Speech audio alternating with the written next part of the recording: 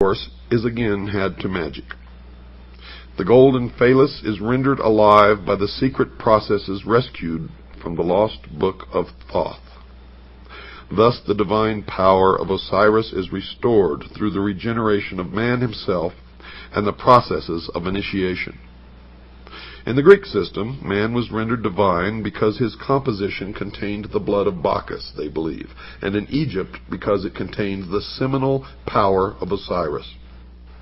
The institutions raised in the world to perpetuate the deeper truths of life, according to them, labored on through the centuries, seeking for the lost key, the living crux ansata, which, if rediscovered, would enliven and impregnate the whole world and restore the good king Osiris to the throne left empty by his cruel death. The purpose of the Osiric rite is therefore revealed as twofold. The first motive was the almost hopeless effort made by the bereaved Isis to restore her husband to life. She hovers above his corpse in the form of a bird, trying to restore his breath by the fluttering of her own wings. This ceremony is concealed in the book of the Respirations. The causing of Osiris to breathe again is the great abstract ideal. The second and more imminent motive which actuated Isis was to avenge herself upon Typhon, Christianity, and to destroy his power over the world. This she determined to accomplish through her immaculately conceived son Horus, which is a term concealing the collective body of the perfected adepts who were born again out of the womb of the mother Isis, the mystery school. Now we can apply this analogy to a great modern system of initiation called Freemasonry, which has certainly perpetuated at least the outer form of the ancient rites to the profane or to the members on the lower rung of the initiatory ladder. To the adepts of the priesthood, the higher initiates, then it is clear. You see, for Freemasonry as an institution is Isis, the mother of mysteries, from whose dark womb the initiates are born in the mystery of the second or philosophic birth. Thus all adepts, by virtue of their participation in the rites, are figuratively at least the sons of Isis.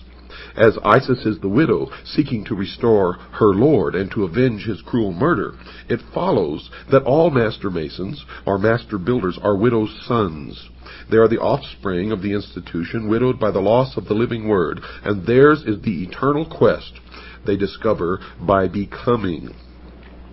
In the Egyptian rites, Horus is the savior avenger, son of Isis, conceived by magic or the ritual, after the brutal murder of Osiris. Hence, he is the posthumous redeemer. Freemasons are Hori. They are the eye of Osiris, whose body, therefore, is made up of eyes.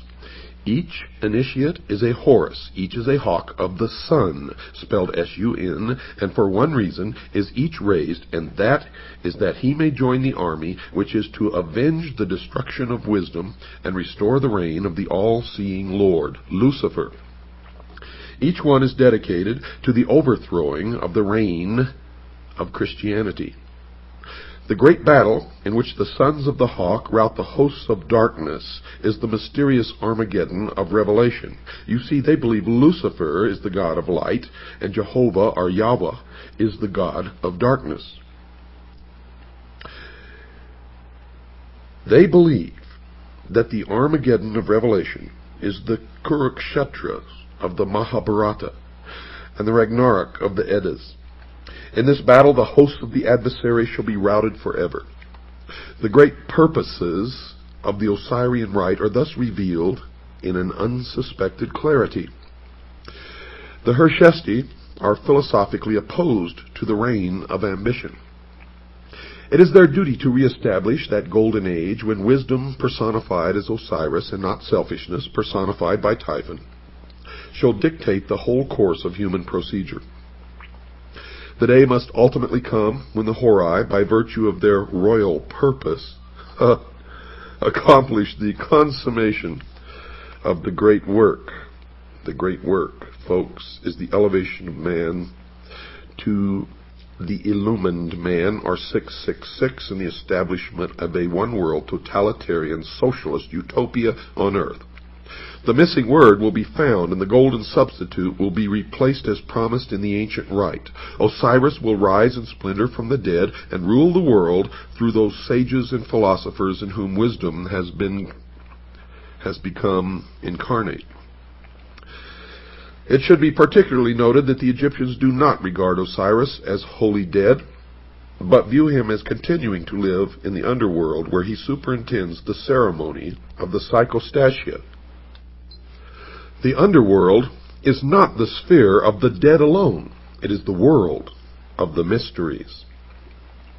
Lucifer is therefore God of the hidden fane, the temple which is beneath the earth, the house of the low ceiling, the crypts into which the initiates go in search of truth. He is the dweller who abides in the darkness of the innermost. His throne is not in the objective world, but in that subjective sphere which is the inner life of man. They believe that thus is it arcanely intimated that while truth may perish from society, it cannot die from the heart which preserves the sacred tradition through that natural inspiration by which all men are gradually moved to truth. In the meantime, the widow Isis, the mystery school, continues to produce out of herself the host of potential redeemers. Spiritual education continues from age to age in secret, and though temporarily obscured in this generation or in that, its onward process, they believe, is inevitable. Out of the hidden house, guarded by the silent God, must someday issue the glorious and illumined Horus. 666 is the number of that man, the very incarnation of his own father, Osiris or Lucifer, the personification of the Lord of Abydos, the avenger of all, and the just God in whom there is no death.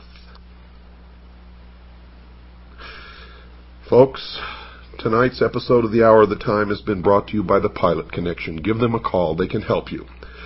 Their number is area code 209-957-5493. That's 209-957-5493. Or you can write to them at 6333 Pacific Avenue, Suite 334, Stockton, California, 95207. That's 6333 Pacific Avenue, Suite 334, Stockton, California, 95207. Good night, and God bless you all.